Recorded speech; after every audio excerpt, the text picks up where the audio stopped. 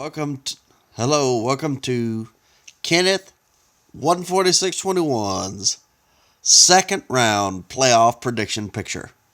Okay, so we've got some games here. Okay, we've got we let's start with Atlanta at Philadelphia. Okay, Philadelphia, man, I'll tell you what a sad case. You know, they have this great and wonderful season, and then like on the last couple games, their quarterback gets injured and goes down, and he's down all year. And they're gonna have a lot tougher luck next year, even though they got beat once by the Cowboys. I don't know. I don't know if they're gonna have tougher luck next year. I'm saying they're gonna have tougher games probably against the Cowboys next year because the Cowboys, Ezekiel Elliott's not gonna be suspended 6 games next year. But I still see them doing really good next year. And this year, man, I mean, it's such a sad case. There's nothing to be ashamed of, Philadelphia fans. There really isn't because, you know, if your quarterback hadn't got injured, shoot, who knows? You might have won the Super Bowl this year.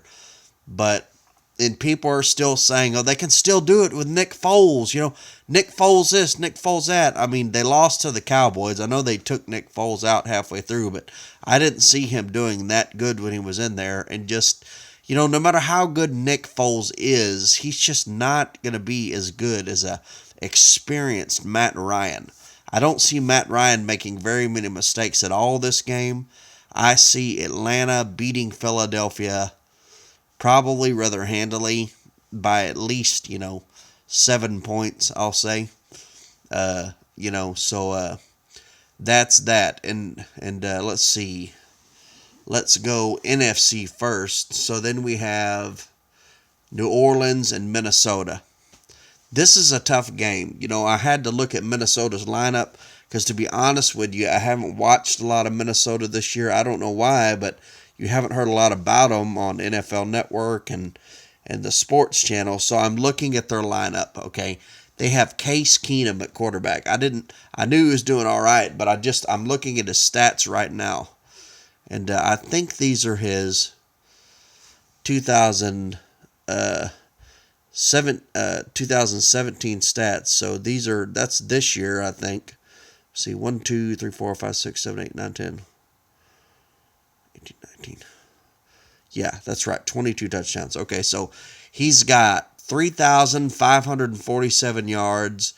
He's averaging 7.4 yards a throw. He's got 22 TDs, 7 interceptions, and he's got so he's having a pretty good year. He hasn't thrown a lot of interceptions. Now, 22 touchdowns isn't a ton of touchdowns, okay? So he's not really lighting it up every game. You know, he's had a few games where he's had over 300 yards, actually 2 games. So he's not necessarily lighting it up, okay? And so we've got them against Drew Brees and the 12-5, 12-5 now Saints. But Minnesota is good and all, but I don't know, man. I don't know if I'm willing to go against the Saints again, even though Minnesota is a better team than Carolina and the Saints just almost lost to Carolina. Man, I'll tell you, this game is really tough. Man, I think I'm going to have to go New Orleans with this one. So that's it. I'm going New Orleans with that one. So then we have the AFC, which I don't think is that difficult to predict.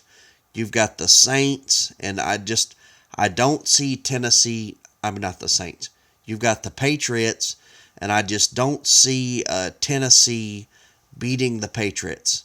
You know, if they had DeMarco Murray and he was balling out, that would be one thing. But they don't. They've got Derrick Henry, even though he is a great backup. I mean, he is a really great running back. He's 6'3", 247 pounds. I mean, come on. If that guy knew how to run very good at all, he would be leading the league.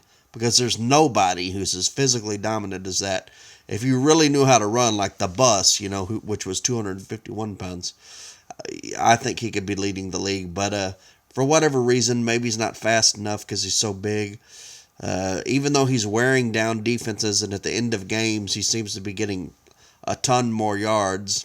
I mean, I see Tennessee scoring in this game. I don't see that being a problem. They might get 20 something points, but I just see the Patriots just, to me, if the Patriots were going to lose this game, they would have to have some serious injuries, like Tom Brady injured, or something seriously wrong with their team. And I just don't see that happening.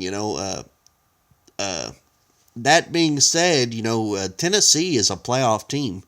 They're not. I don't think they're going to get blown out of the water like it would be if the Patriots were playing the Browns or something like that. There's going to be some shots fired back and forth, and this is an important game because what if some of the Patriots' number one guys get injured? What if Tom Brady goes down with an injury?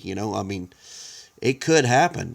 But as for this game, unless Tom Brady gets injured in the first quarter, I just don't know. I see the Patriots winning that game. And then you have Jacksonville and Pittsburgh. Well, Jacksonville is a good team. I think I watched most of that game last game. They've got a really good defense. But, and I had a guy, and, he was saying, he's got Jacksonville going to the Super Bowl.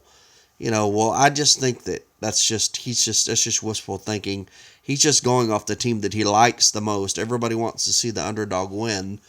And, Pittsburgh, they're a great team. I haven't done my study on them, but I know who they got. They got Ben Roethlisberger at quarterback. They're, when you got that, and they're rolling, so, I think the Pittsburgh Steelers will beat the Jacksonville Jaguars. I think this will be a little bit closer game than the New England-Tennessee game.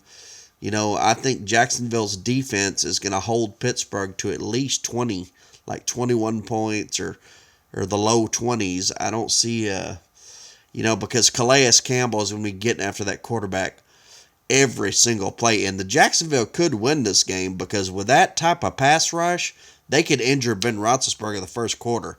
And then their backup quarterback come in, and he totally blows, So, barring something like that happening, I see Pittsburgh winning this game. Not super good. This might actually be a really close game right here, depending on how good Jacksonville plays. If Jacksonville plays really good, this could be a nail-biter right on down to the end. But I see Pittsburgh, executing a little bit better. And I see in the end that being the final difference between these two teams. Okay, so there we go. I've got Atlanta, New England, Pittsburgh, and the Saints. There we go. Thank you very much. Bye.